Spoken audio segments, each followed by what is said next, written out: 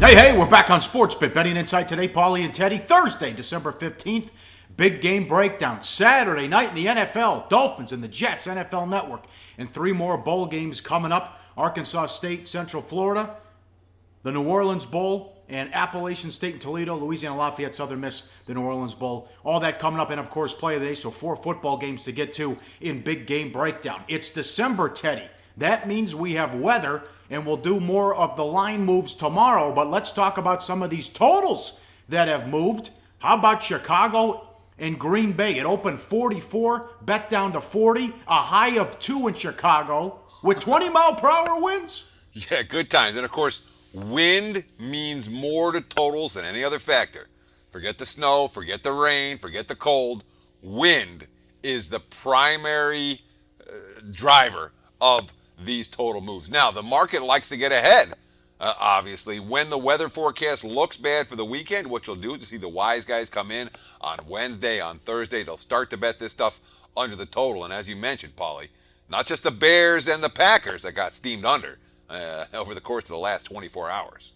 Yes. How about the Eagles and the Ravens from Baltimore? Rain, cold, 42.5, bet down to 40.5. Sure, and then we have Miami and the Jets, open 41.5. That's down to 37.5 right now. Not Miami weather at MetLife Stadium on Saturday night. I know we'll get to that game coming up, Teddy. I know, and it's Matt Moore against Bryce Petty. But how about an NFL total where you can't touch the quarterback and the wide receivers at today's NFL? You got a 37.5. Huh, that's a December total. I mean, again, cold, rain, snow, wind. You know, there's a number of those situations that could potentially be in play this weekend. Detroit and the Giants, Miami and the Jets is on Saturday night. Detroit and the Giants on Sunday afternoon. That one's been bet down 44 down to 41. Cold and rain expected there. Yep, and this is strictly cold, and also, Tennessee likes to run the ball. Casey's got a nasty defense. You know what Andy Reid does when he gets the lead, but it's going to be very cold in Kansas City. Total open 44, bet down to 41.5 too. Sure, and we saw how the weather affected Chiefs-Raiders last week when it was frigid conditions. Yeah. If we see similar conditions on Sunday, this total, too, could get bet down even further. All right, bad bets, NBA. We jinxed Luke Walton and the Lakers. We handed them the Coach of the Year award. Since we said that, they haven't won a game. They haven't won a game. They haven't covered a point spread. Lakers now 0-8 straight up, 0-8 against the spread of their last 8. And you can start to see from the look on Luke Walton's face how much of a rebuild this is really going to be for LA. Tons of Lakers money last night. Jeremy Lin got hurt in warm-ups. He had a stiff back. He just got back in the lineup for Brooklyn, and as soon as he was announced out, boom, money pours in on LA. Money poured in on the over as well. Plus 1.5 to minus 1.5 for the Lakers. Total 226 to 230. And guess what? The Lakers, only 11 assists versus the number 29 defense in the NBA. Why are the Nets only 29? Well, you know why, Pauly. Because the Lakers right now, number 30 on defense. There's been injuries, but they're not playing any defense. And I'll tell you, Larry Nance Jr. in the loss, one of the best dunks I've seen in a long time. He put Lopez on a poster. That was He's something. Fun to watch, man. Oh, He really is. Yeah, he's a high riser. Bad bet, another one. The Pacers. Yeah, sure. I mean, they got bet up from plus 1.5 to minus 1.5. Indiana scored just 10 points in the fourth quarter. And this is a team, they haven't been able to win more than 2 games in a row all year. Indiana took money. They're like, here, they're playing good. They had back-to-back excellent fourth quarters. Didn't happen this time around. I mean, Miami didn't score from the 3-minute mark until there were only 12 seconds left, but the Pacers' brickfest ensured that it didn't matter. Indiana, a bad bet last night. Thunder blown out again after they got hammered in Portland. They had a back-to-back. They went to Utah. The Jazz ran them out by 20. In Charlotte money pick went off from pick to -2 at Washington, and the Wizards had a 38-point third quarter, a season high. Yeah, that's the most they've scored in any quarter this season. Washington all of a sudden has won 3 straight at home. The third straight loss for the Hornets overall. They had 2 good looks in the final seconds, sent it to overtime. Neither one went down, but Charlotte struggled to get stops of late. A pretty good defensive team early has not been a good defensive team during this current 3-game skid. Bad for the books. A ton of Rockets money, and they put it out there early.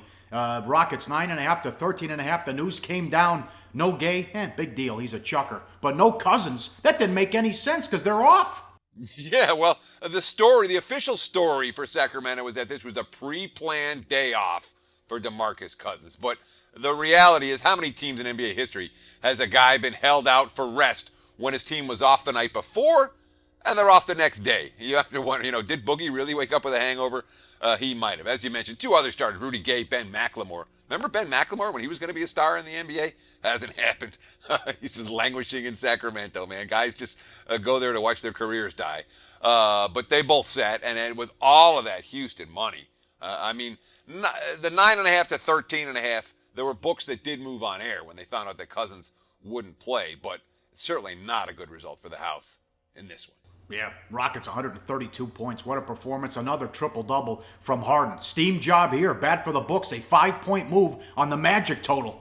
Yeah, Orlando over again. They've been betting that up hand over fist in recent games. 206 got bet up as high as 211, and it still wasn't high enough versus the Clips. Look, it was 87-87 after 3. The under never had a chance. Orlando now 5-1 to the over the last 6. In the last 3, they scored 234, 251, and 222, flying over the total by double digits. Worth noting, though, the 211 last night that it closed at was their highest closing total of the year. So while this over trend has made money over the last week or two, the books aren't sleeping on the trend anymore. Yes, very good. Up next, big game breakdown. 3 bowl games on Saturday, and we have a Saturday night NFL game. We'll start with the Dolphins and the Jets on SportsBit. Betting insight today on SBRpicks.com. Go to SBRodds.com. Browse, compare, and shop live odds available at top online sportsbooks.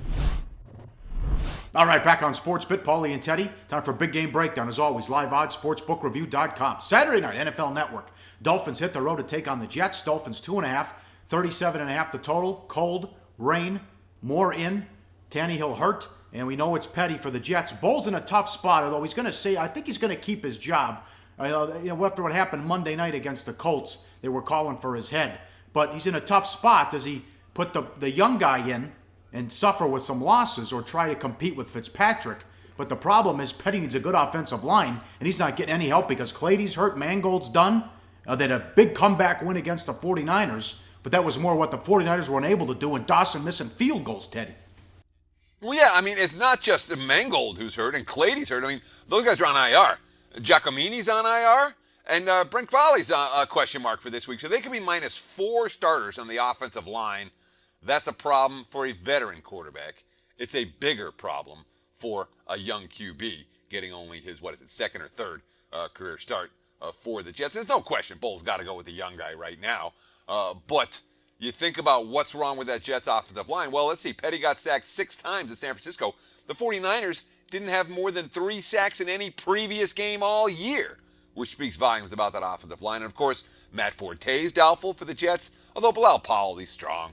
29 for $145 and 2 touchdowns against San Fran and 5 catches for 34. We don't worry too much about the running back situations for New York. But the bottom line is, here's a young QB that's not going to get a whole lot of protection, and there may be issues with the running game surrounding him. But, Pauly, Petty, much better second half than he did in the first half. You got a good quote there about him settling in after a bad start. I give the kid credit. Remember, his first pass was intercepted. It was 14-0 Niners 4 minutes into the game, and then the Jets win in overtime. Here's the quote. The first half, I was waiting to confirm what I was seeing, and that was kind of correlating to holding the ball, which makes me mad because I don't normally do that. I was waiting a little bit too long, but I really think the second half, I just had to settle down. I kept telling myself we're going to make plays. Something good's going to happen, and you kind of get in a groove as a quarterback, end quote. And now here we go with the Dolphins, Teddy. Matt Moore, I guess, not a ringing endorsement. I would call him serviceable. Yeah, he was pretty rough coming in against Arizona cold off the bench last week. But he's a quarterback. He's been around the league for 9 seasons. He's only thrown 35 passes over the last 4 years. He's had good games. The consistency problem has always been there for Matt Moore. Here's what Adam Gase had to say about him. Quote, I like calling plays for him because you never know what you're going to experience in that play. I kind of like that about him. He's aggressive. It's fun when we were going through preseason, how we develop in this offense. but I don't think he gives himself the credit for the fact that he sees coverage well. He can throw the ball underneath, and he can throw the intermediate ball. I like the fact that he's not afraid to scramble outside the pocket and play a little looser than a lot of coaches like. I like it. So, sounds like Gase is going to give more freedom to move around in the pocket and try to create something. And, of course, the Dolphins bring one of the NFL's best defensive lines to give Petty and the Jets' banged-up offensive line all kinds of trouble. Dolphins or pass? What do you think? Yeah, I don't like the weather. That is not Miami weather, and it concerns me. But I know I don't want the Jets in this game. Jets got their win last week. Yes, very good there. Up next, game number 2, liveoddsportsbookreview.com. This is Saturday afternoon, the Cure Bowl from Orlando, Arkansas State and Central Florida. Central Florida 5.5, 49.5 the total. We can repeat the blurb from yesterday with Justin Holman about the trip. And they're excited to stay at home because it's kind of different when they go out there the other side of Orlando, Teddy. Yeah, maybe. Here's a quote from Justin Holman. UCF is on the east side of Orlando. When you talk about going to Universal and all the other things, it's on the other side of Orlando. A lot of guys really don't get outside of University Boulevard, Alfaya Trail, and Colonial Drive. So getting over there and exploring those things will be fun. And the touristy parts of Orlando are a long way from campus, and these kids probably haven't spent a whole lot of time in that part of town. But when you talk about excitement levels for a bowl game, when you're sleeping in your own bed, not quite as exciting as when you're going and playing somewhere spectacular. It looks like a major turnaround for Scott Frost, but that wasn't the case. Remember, it was 0-12 to 6-6, but the key is remember how good they were prior to Frost. 2012, 10-4, 2013, 12-1, and 2014, 9-4. The program was already on solid footing. Everything fell apart that one season in 2015. Although it kind of was this Oregon of the East. That didn't happen, Teddy, with the offense. No, it never happened this year. And again, when you're trying to put Oregon of the East in at UCF, it's not a process that you expect to happen overnight or even in a single season. They're talking that it takes 3 years to get the system fully implemented. But what happened this year? Well, you had a bunch of players recruited to play a different system, and the average, 362 yards per game? Nothing spectacular there. Why is UCF in a bowl game? How did they win 6 games this season? Real simple. Their defense and their special teams were phenomenal. 7 touchdowns scored from those units, and they finished the season ranked number 8 in the nation in pass efficiency defense. Yeah. How about Arkansas State? Their season turned around because of defense. They started 0-4. Well, yeah. Their final 8 games, they averaged They allowed only 15 points per game against them, just 314 yards per offense, of total offense in those contests against Sun Belt foes. Finished up 7-1 straight up, 6-2 against the spread, and 6-1 to the under, thanks to that strong defense, a defense that was more than capable of shutting down Sun Belt offenses. But the question is whether Arkansas State can score, and particularly against a pretty good defense, Pauly, because they've got a running back in Warren Wand, 867 yards, but no wide receiver caught more than 33 passes, and the quarterback, Justice Hansen, not someone who I'm excited about putting my money on. Let's put it that way. Yeah, we'll get back to this game with the play of the day. Up next, the New Orleans Bowl and the Camellia Bowl from Montgomery, Alabama. That's straight ahead on SportsBit. Betting Insight today on SBRPicks.com. Research before you bet. Be sure to check out SBR Picks for the best game predictions, breakdowns, and much, much more. All right, Pauly and Teddy back on SportsBit. Remember, go to SBR Forums for their bowl contest. A great giveaway there. Check that out as well. Now, Teddy, I know these games are on television and we can bet on them. These are not the best matchups to start the bowl season. I'll say that, right? Well, let's put it this way. Every game before Christmas, all right, starting on the 26th, you start to see some 2 games with 2 Power 5 conference teams involved. But every game, I think there's 14 of them before Christmas, and it's one of the 4 worst conferences, one of the 4 bottom feed. The Sun Belt wasn't good, the MAC wasn't good, CUSA wasn't good, the Mountain West wasn't good. And every single game that we're talking about over the course, again, between now and Christmas, has at least one of those 2 conferences, and most of them have both of those conference teams facing off against each other. And then once you get into the good games, well, okay, let's see. What do you got? You got your Vanderbilt-NC State matchup, Wake Forest-Temple, Maryland-Boston College. There's so many bad matchups this bowl season, and then when you get to the major conference matchups, those aren't very good either. That doesn't mean that they're not good wagering opportunities, but from a fan, I couldn't even imagine trying to watch these games if I wasn't betting on them. Remember what they said when we had the BCS, we can't have a playoff because it would ruin the bowls. They added more of them, scumbags. All right, this is the Camellia Bowl, Montgomery, Alabama, Saturday afternoon. App State against Toledo. Toledo won 59.5 the total. Big challenge in bowls, trying to determine if big-time stats from teams in smaller conferences are real. This game's a perfect example. We've talked about Toledo a couple times. Toledo's quarterback is Woodside. Kid's awesome. Number 2 in the nation in pass efficiency. Mayfield's number 1, Teddy. Well, yeah. I mean, when we talked on yesterday's show, we did the deep dive into the strategies that actually work during bowl season. The number 1 thing we talked about, maybe the number 2 thing we talked about, was find stats that lie. So, the number 1 quarterback in the country this year, Baker Mayfield, Oklahoma. I have no problem with that. Was Logan Woodside really the number 2 quarterback in the country? He's number 2 in the nation in pass efficiency. 3,882 yards, 43 touchdowns, only 9 interceptions. He is really good, but are these big-time stats real, or are they just, feasting on bad defenses? App State, on paper, they play great pass defense. They're number 8 in the nation against the pass. And their efficiency defense is number 3 in interceptions in the nation. But are we talking about Woodside feasting on bad MAC defenses? Was App State building good numbers against weak Sun Belt offenses? These are the judgments that bettors need to make for games like this one. And if you make a good judgment, you're going to cash a ticket. But if there aren't teams that you've watched or conferences that you paid attention to all year, maybe you move on and look at another game.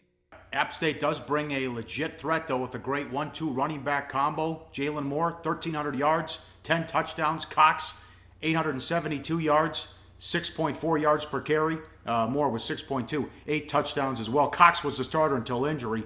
Then they split time when he returned. So that's something there that they have to be careful of, and that's a dynamic duo there for that club. Yeah, sure. But again, App State's not a great... Defensively, App State, along with Arkansas State, the two best defenses in the conference. Offensively, Toledo, they were probably, they weren't as good as Western Michigan, but they were probably, the second best team in the MAC. So it is an interesting matchup, but how it's going to play out, I don't know, Paul. I really don't, and neither do the markets, obviously, but this game priced near pick'em. Should be a compelling game to watch, but not one that I have any interest with a wager on. Yeah, and then Toledo's playing for the right to go to the championship game when they got run out at Western Michigan. So you wonder where their heads are at for this game. Western Michigan's a really good football team. Yeah. At least they were this year. Yeah, but you're going from, hey, if we beat Western Michigan, we can do something, to, whoops, we're playing App State, for God's sakes. New Orleans Bowl, Saturday night. Southern Miss against Louisiana-Lafayette. Southern Miss up to 5, 58 the total. Yesterday we told you about how much Lafayette's enjoyed those trips to the New Orleans Bowl. 4-0 straight up an ATS run, but there may be a difference this time, Teddy. Well, yeah. I mean, when you look at the teams they were beating in those bowl games, again, it's not just one side of the equation, not just the Lafayette side. Were they playing? Well, they had some teams with long trips. They had San Diego State had a long trip. Nevada had a long trip. East Carolina, it's not right around the corner. And, of course, there was a team that got stuck at home, Tulane, where Lafayette was able to beat them. But the Raging Cajuns this time around, they're facing a team that wants to be there. You read the quotes out of Southern Miss when they got this bowl bid. They're excited. A team that didn't go bowling last year. And, boy, they bring some weapons. Nick Mullins, the quarterback, he started at Alabama. He played at LSU. He's played at Nebraska. He's played at Mississippi State over the course of his career.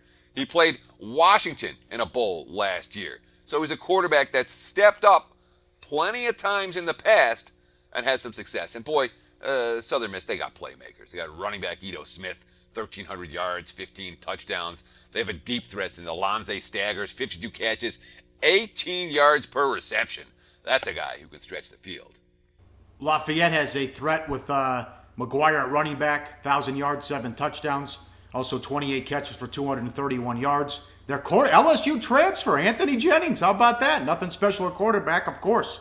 12 interceptions, only 11 touchdowns. Nothing changed from when he transferred to LSU. Holy cow, those are bad numbers. Yeah, well, when LSU starting Purdue transfers, you would expect that the LSU transfer to be starting at Lafayette. Jennings isn't good, and Lafayette, if they fall behind in this game, they're going to have a hard time trading scores with Southern Miss. And let's not forget, the Golden Eagles do fall into the trend that we were talking about in the deep dive yesterday. If you missed it, go back and watch it. Strategies for actually how to make money in bowls, not just the theory, the practice, but Southern Miss does fall into the schools that cashed at a 43-21 clip, schools that were 33% against the spread or lower during the course of the regular season. All right, tomorrow, the weekend preview. We got a bowl game Monday afternoon we'll hit on, the Miami Beach Bowl, and then some awesome matchups in the NFL we'll go over, and market moves as well. 36-20 on the season in football. Money time play of the day, betting number 207-208, Arkansas State, Central Florida under. Back to the Cure Bowl, 49.5 the total. We ran down the numbers with Arkansas State and Central Florida. Arky State with a good defense. Central Florida struggles on offense. At least it wasn't dynamic, but we thought they'd bring in with Frost. Figures to be a low-scoring game. Let's go under 49.5 in that bowl game with the play of the day. Fun show. We're back Friday. We'll run it down in the NFL. We'll see you then. And thanks for watching SportsBit. Betting Insight today on SBRPicks.com.